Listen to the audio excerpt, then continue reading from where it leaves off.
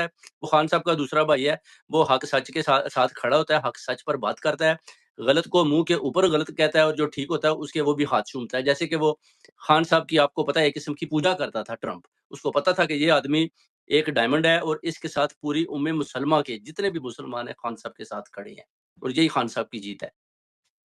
میں آپ سے ایک سوال کرنا چاہتی ہوں. جی اللہ تبارک تعالیٰ کہتے ہیں کہ یتیموں کا خیال رکھو، تو یہ تازہ یتیم ہوئے، محسن نقوی وغیرہ سارے، ان ختم کا ہو باپ مر گیا سارا. وہ جو بائیڈن ان کا ابا تھا، یہ تو ہمارا ابا بناتے ہیں نا، یوتھیوں کا ابا آ گیا.